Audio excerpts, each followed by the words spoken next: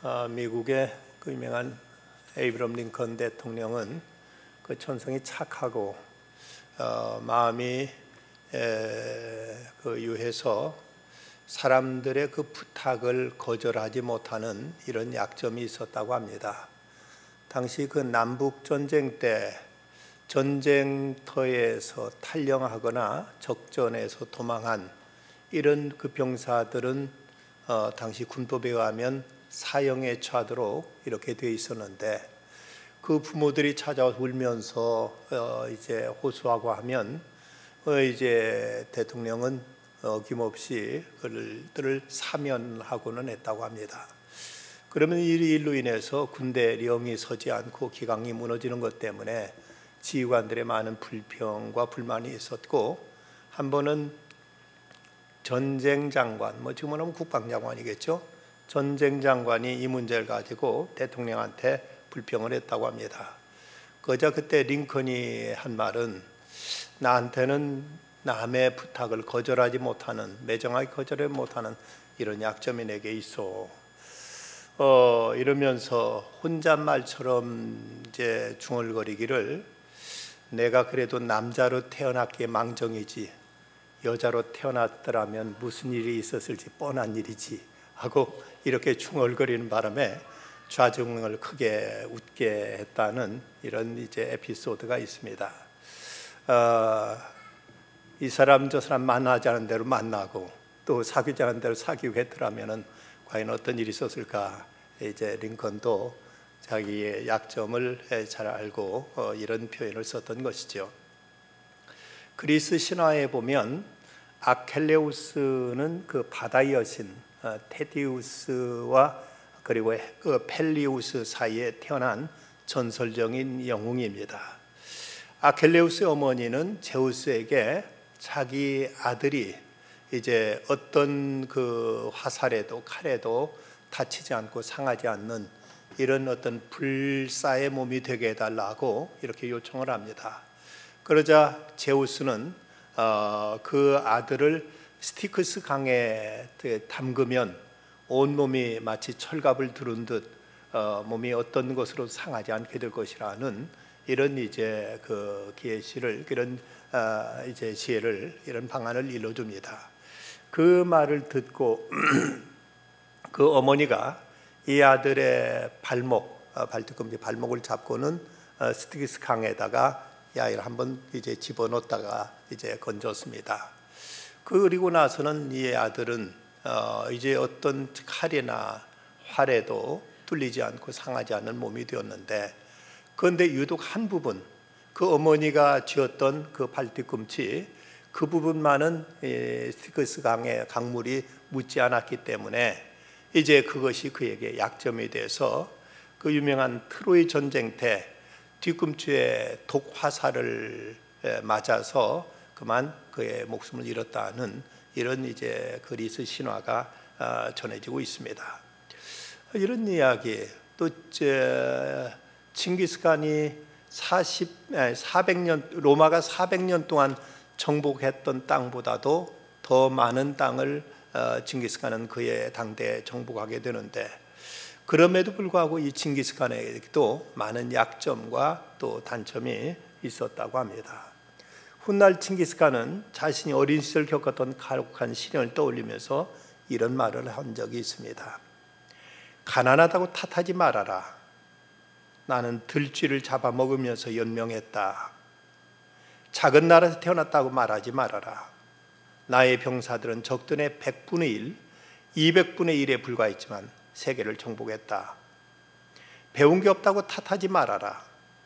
나는 내 이름도 제대로 쓸 줄 몰랐지만 남의 말에 귀 기울이면서 현명해지는 배업을 배웠고 또 지혜를 구했다. 너무 막막해서 포기해야 되겠다고 말하지 말아라. 나는 목에 칼을 쓰고도 탈출했고 뺨에 화살을 맞고도 살아났다. 이런 세계적인 걸출한 영웅 칭기스칸에게도 많은 약점이 있었고 그에게 이제 핸디캡이 있었던 것을 그는 이렇게 실토하고 있는 걸 보면, 모든 사람은 다 나름대로 이런저런 약점과 결점을 가지고 있습니다. 성경에 나타난 인물도 마찬가지죠. 아브람, 그는 완벽했을 것 같지만 그러나 결코 그는 허물이 없는 사람이 아니었습니다. 아브라함에게도 이런저런 실수가 있었고 다윗에게도 솔로몬에게도 베드로에게도 심지어 사도 바울에게도 많은 인간적인 약점과 결점들이 그에게 있었던 것입니다. 그가 기도해가지고 3년 6개월 동안 이스라엘 땅에 비가 내리지 않게 했고, 또 그가 기도하니까 또 이제 그 메말랐던 땅에 비가 오게 했던 엘리야 선지자에 대해서 야고보서에서는 기록하기를 엘리야는 우리와 성정이 같은 사람이었다고 이렇게 말씀합니다.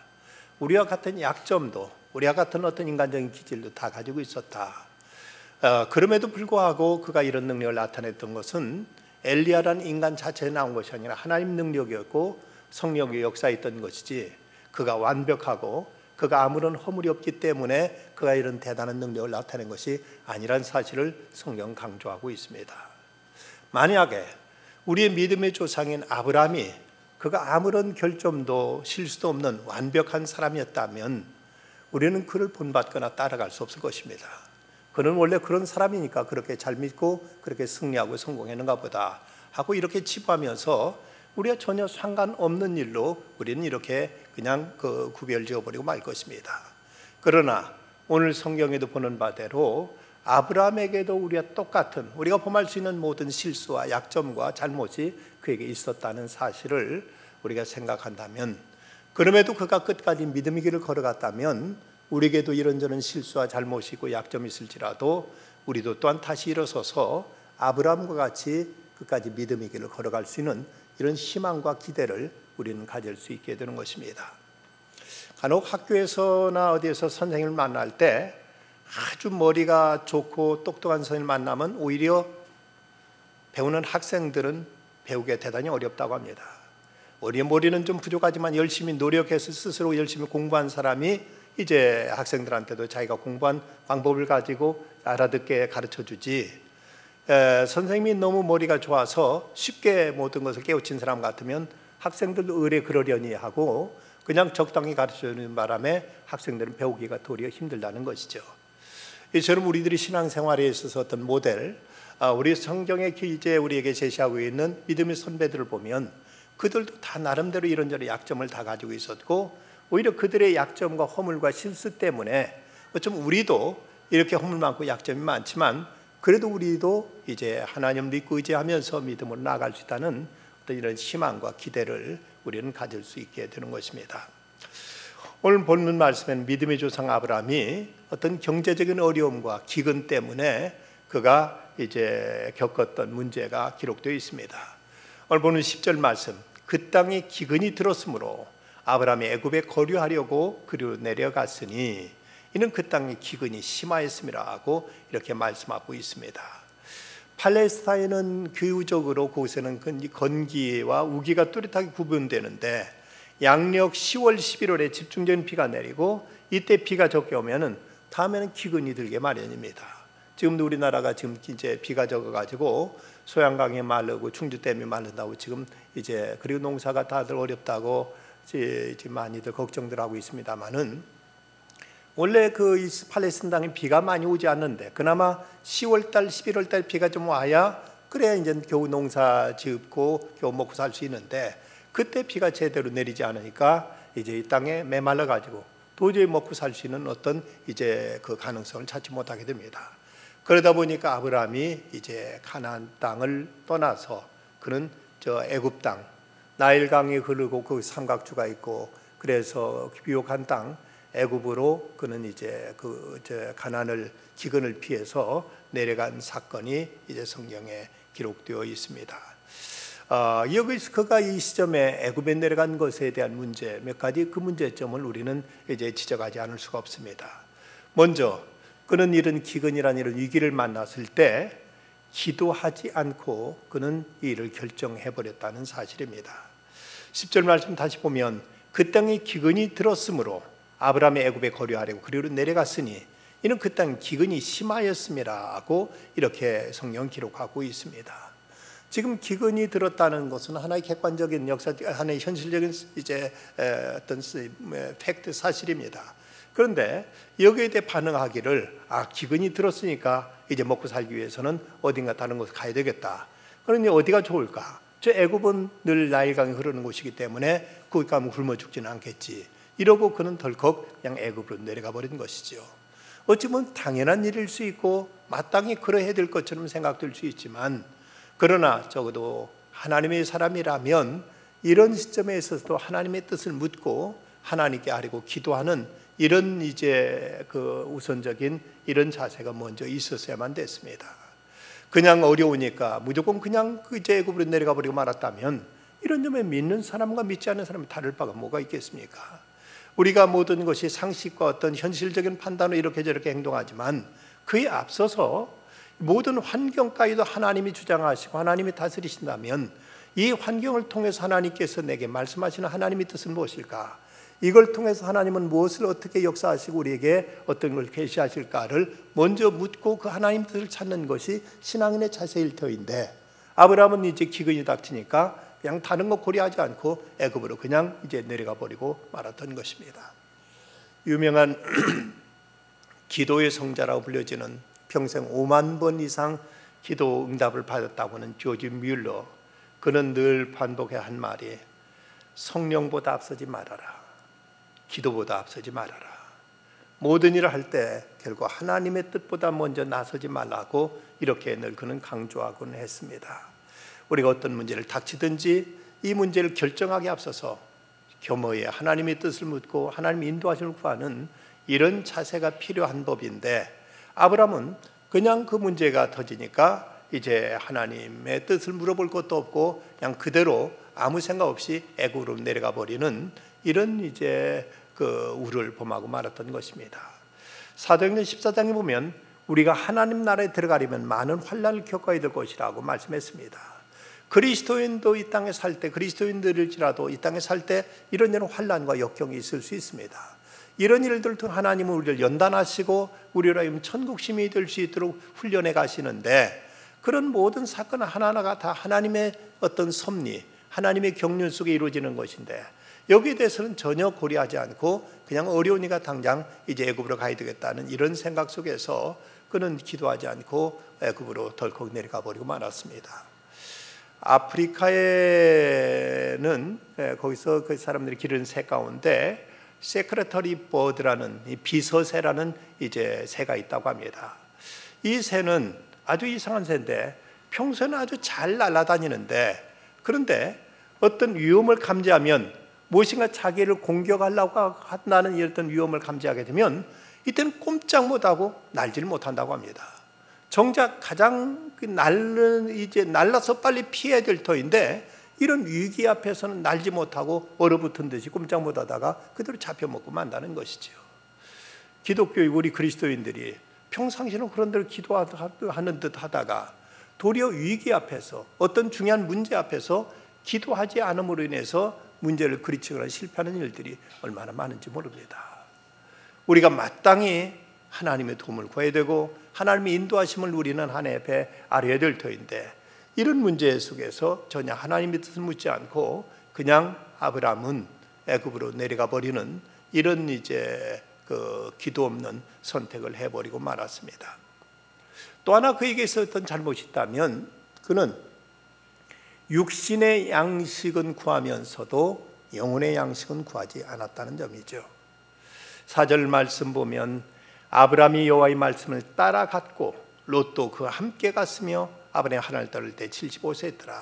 여기서 여호와의 말씀을 따라갔다 하고 그가 갈대아 우를 나올 때 가나안 땅에 들어올 때 여호와의 말씀을 따라갔다 하고 이렇게 성경이 기록하고 있습니다. 그런가 하면 가나안 땅에 들어와서도 7절 말씀 보면 여호와께서 아브라함에게 나타나 이르시되 내가 이 땅을 네 자손에게 주리라 하신지라. 자기에게 나타나신 여호와께 그가 그 후에 제단을 쌓았고, 여기서 내가 이 땅을 너와 내 자손에게 주겠다는 하나님의 약속을 그는 듣습니다. 그는 이제 그동안 하나님의 말씀을 듣고 말씀에 따라 움직였었는데, 그런데 지금 이 순간에는 지금 먹을 것이 없다, 양식이 없다는 이 생각에 사로잡혀 가지고 전혀 영혼의 양식을 하나님 말씀은 이제 고려하지 않고, 이것은 이제 받지 전혀 생각지 않고, 이 말씀은 들으려고 하지 않고 그냥 오직 육신의 양식 이것만 찾아서 그는 저 멀리 애굽으로 이제 옮겨가 버리고 만 것이죠.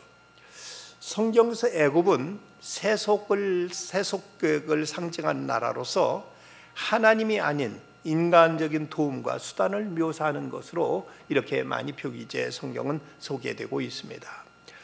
사사기 31장 1절과 2절 말씀을 보면 도움을 구하러 애굽으로 내려가는 자들은 화 있을진저 그들은 말을 의지하며 병거의 많음과 마병의 심히 강함을 의지하고 이스라엘 거룩하신 이를 앙모하지 아니하며 여호와를 구하지 아니하나니 여호와께서 지혜로우신즉 재앙을 내리실 것이라고 이렇게 경고하신 말씀이 나옵니다.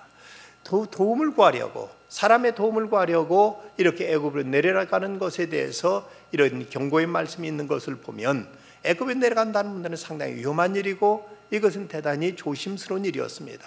그런데 이런 문제에 있어서 아브라함은 아무런 하나님의 응답, 하나님의 어떤 메시지, 하나님의 말씀을 그는 고려하지 않고 그냥 오로지 그가 생각하는 것은 먹고 사는 문제, 육신의 문제, 양식의 문제만 그는 고려했지 전혀 영혼의 양식, 하나님 말씀에 대해서는 그는 전혀 묻지 않았다는 것입니다. 그는 지금 하나님 말씀보다 육신의 양식에 더 끌려 있습니다. 그래서 하나님 말씀 구하지 않고 육신의 양식을 쫓아서 저 애굽까지 내려가 버리고 만 것입니다. 예수님께서 광야에서 시험 받으실 때 40일 동안 금식하셨습니다. 그때 정말로 40일 굶으셨으니까 광야에 있는 돌멩이들이 다 떡덩어리처럼 이렇게 보일 만한 이런 저 시장에 예수님은 이제 시달리셨을 것입니다. 그런 예수님의 이 처지를 알고 마귀가 찾아와서 예수를 유혹하죠. 돌을 가지고 떡을 만들어 먹으라. 이때 예수님께서 대답하신 말씀이 무엇입니까? 사람이 떡으로만 살 것 아니요 하나님이 오직 하나님 입으로 나오는 말씀으로 살 것이다 하고 이렇게 예수님은 마귀의 시험을 물리치셨습니다. 옛날 우리 속담에 보면 사흘 굶어서 담을 넘지 않은 사람이 없다는 말이 있었습니다. 그런데 예수님은 사흘이 아니라 40일을 굶으시고도 무엇보다 먼저 중요한 건 하나님 말씀이다. 사람이 떡으로만 사는 것이 아니다. 오직 하나님의 입으로 나오는 말씀으로 살 것이라고 이렇게 예수님은 단호하게 마귀의 유혹을 부리치셨던 것입니다. 많은 성도들이 애송하는 찬송 384장 나의 갈 길 다가도록 예수 인도하시니, 그 찬송의 마지막 부분에 보면 무슨 일을 만나든지 만사 형통하리라는 이 가사가 나옵니다. 이 찬송을 작사한 작사자 페니 크로스비는 정말 그는 아무 부족할 것이 없고 아쉬울 것이 없어서 이 찬송을 작사했는가. 그런데 여러분 아시는 대로 페니 크로스비는 그는 장님이었습니다. 그리고 여자였습니다.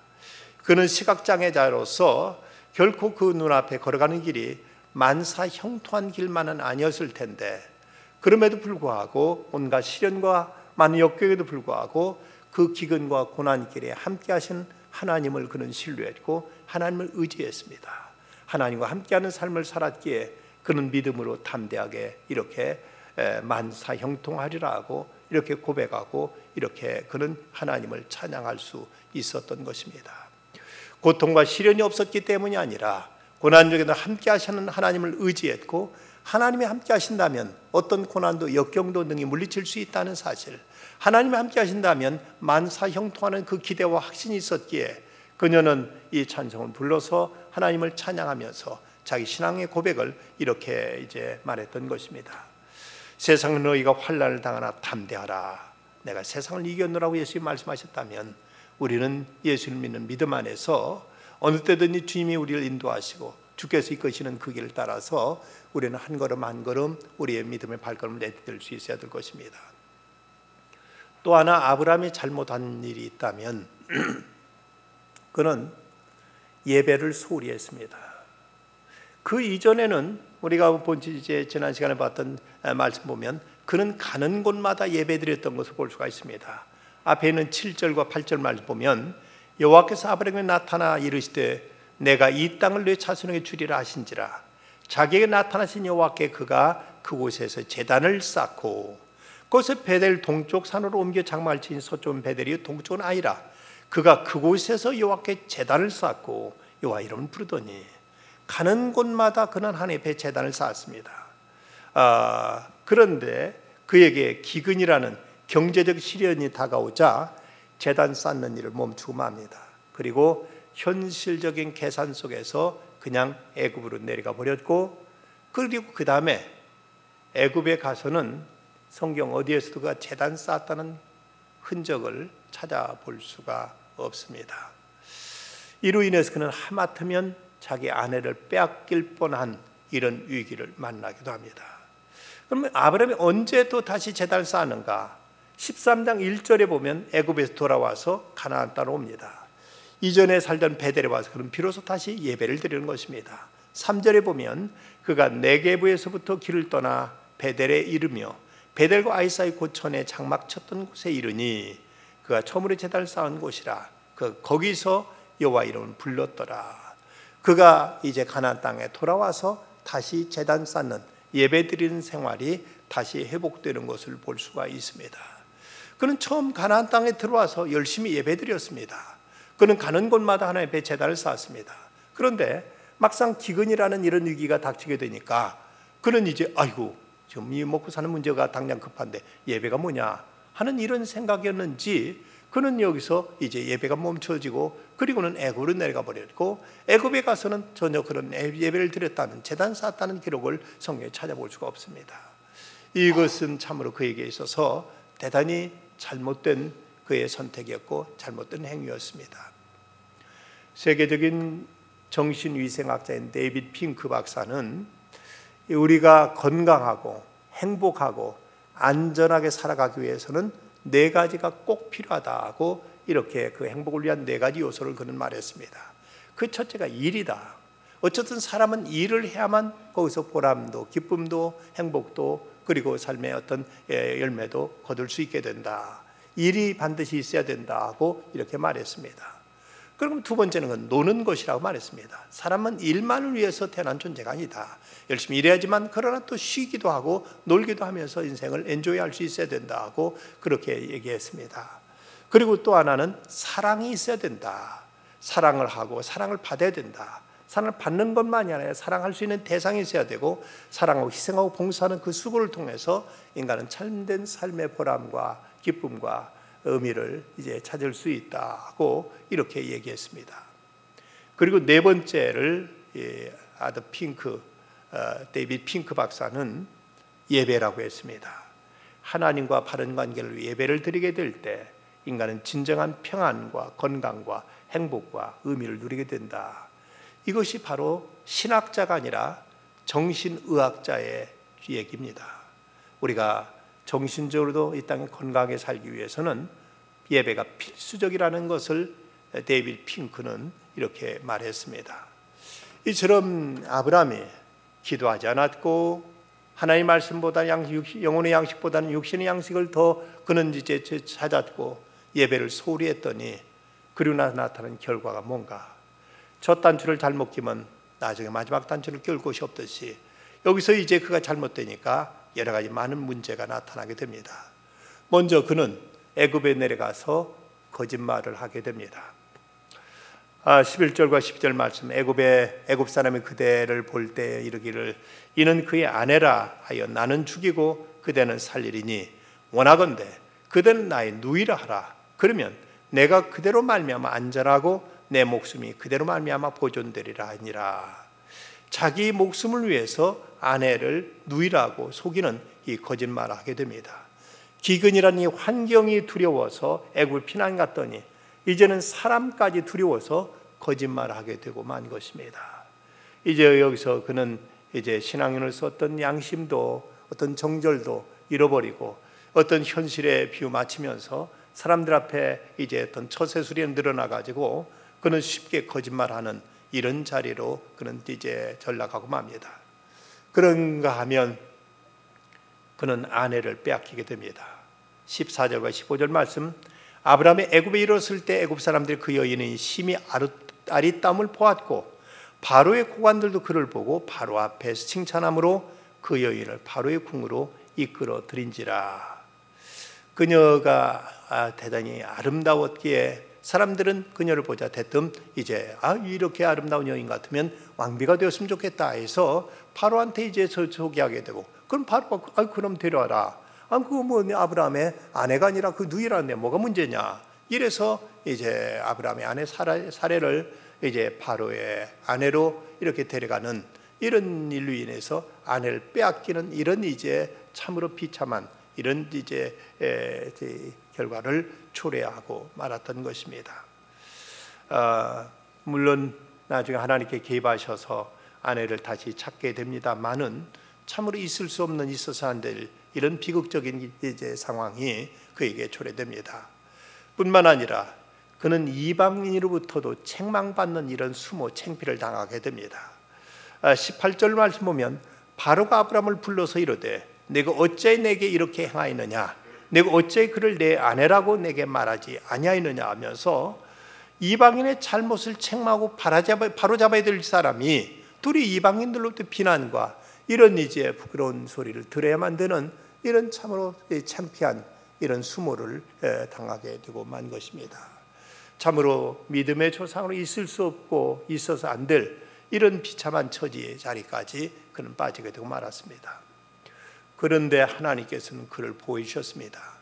아내를 되찾게 하셨고 그에게 도리어 많은 재물까지도 하나님께 주셨습니다. 하나님 아브라함의 아내 사레가 궁중에 데려왔을 때 그때 재앙이 이제 그 내리 터지게 됩니다. 여호와께서 아브라함의 아내 사레의 일로 바로와 그 집에 큰 재앙을 내리신지라. 바로는 아브라함의 아내를 데려온 때 그 무님을 알고서 그녀를 손대지 않습니다.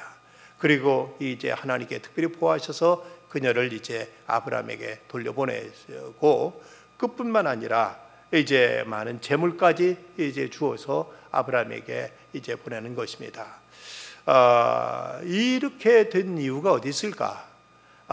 이런 무슨 일로 이 아브라함은 지금까지 행한 일 보면 그건 잘못한 것밖에 없고, 그는 전혀 믿음의 사람으로 믿음의 사람답지 못한 거짓말을 했고, 그는 이제 또 전혀 하나님 뜻을 묻지 않고 애굽으로 내려가는 이런 우를 범했고 여러 가지 실수투성이었는데 왜 이런 그 어떤 하나님의 은총과 이런 이제 혜택이 그에게 주어졌는가?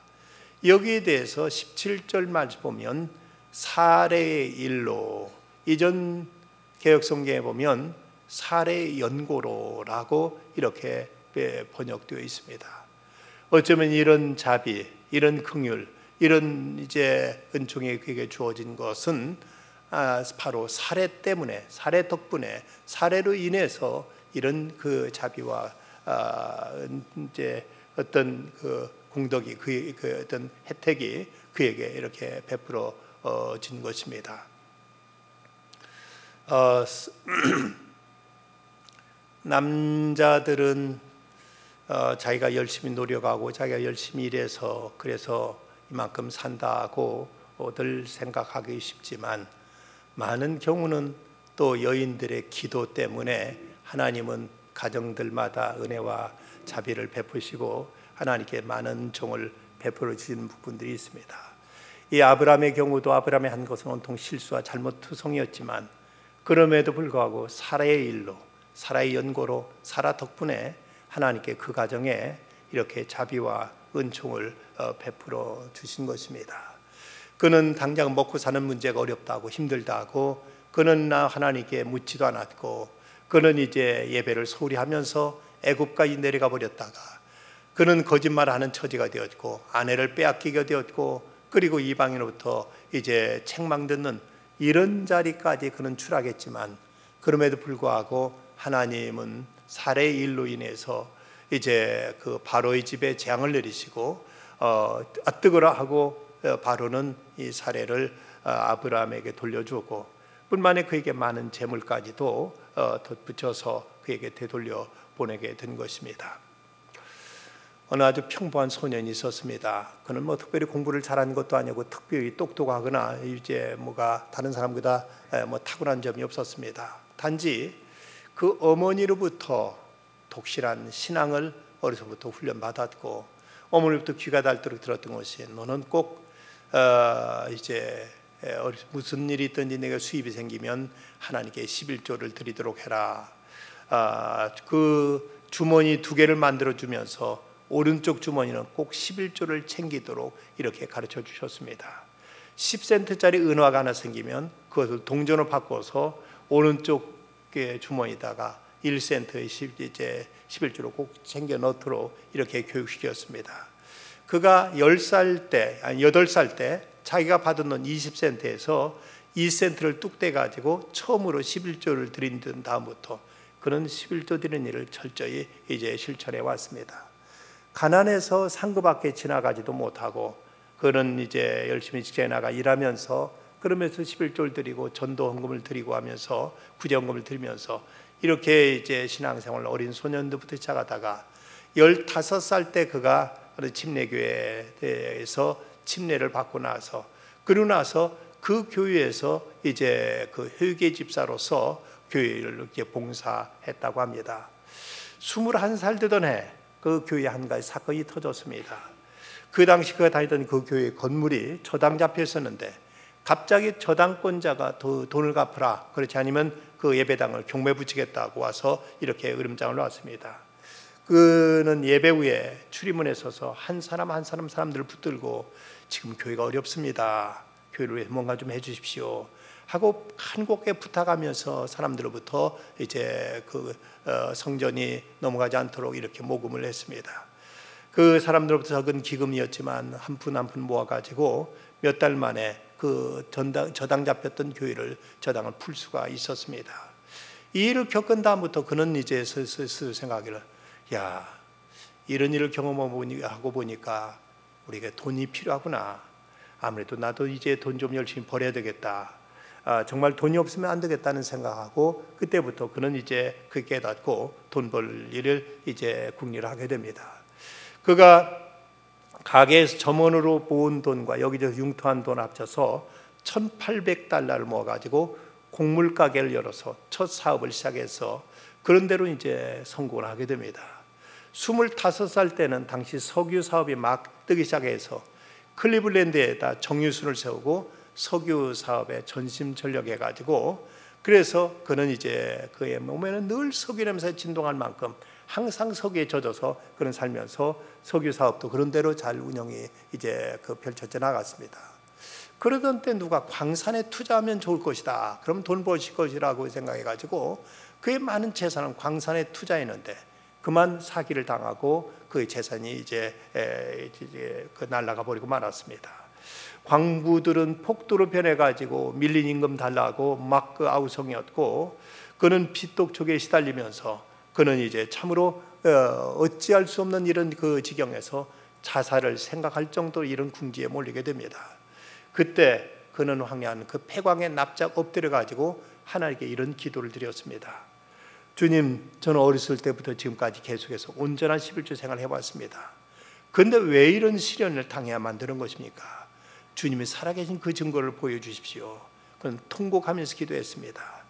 그 마음 깊은 곳에 그때 주님의 음성이 들려왔습니다. 때가 되면 열매를 거두게 될 것이다. 더 깊이 파라. 그는 이제 하나님의 음성을 듣고 그 폐광이 돼버린 그곳을 이제 다시 파기 시작했습니다. 주변 사람들은 그가 이제 저렇게 빚독촉에 시달리다 보니까 완전히 정신을 나갔는가 보다, 정신 이상이 되는가 보다 하고 이제 사람들은 막 수군거렸지만 그는 계속 더 파고 들었습니다.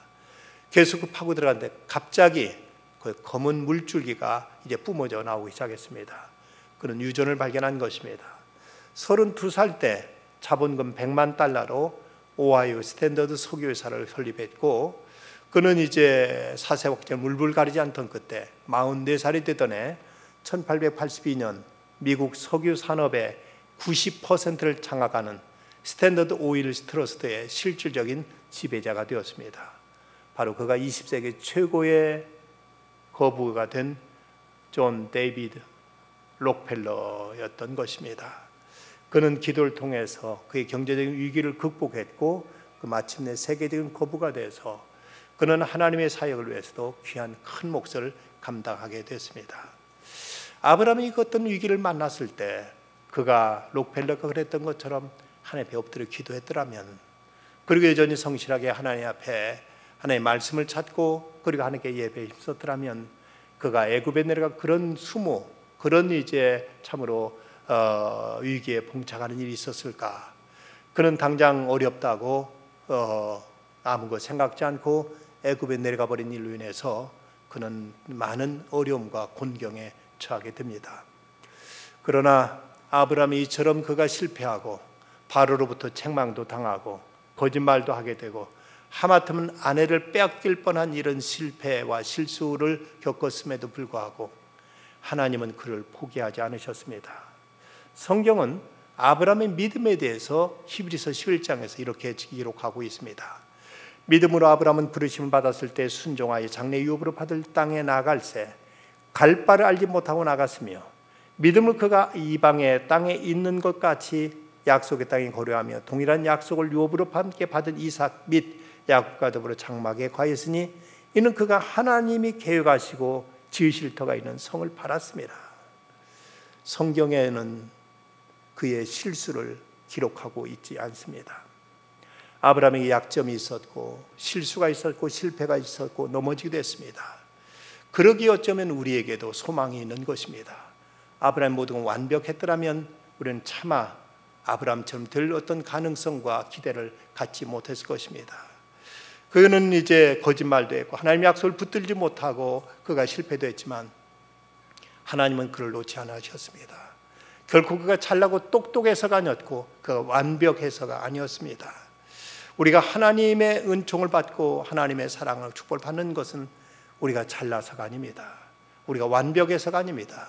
우리에게 실수가 없고 우리에게 과오가 없기 때문이 아닙니다. 어쩌면 우리들의 약점 때문에 하나님은 당신의 아들 예수님을 십자가에 못 박기까지 하셨습니다. 하나님께도 사실은 약점이 있습니다. 그것은 성도들의 눈물에는 약하시다는 것입니다.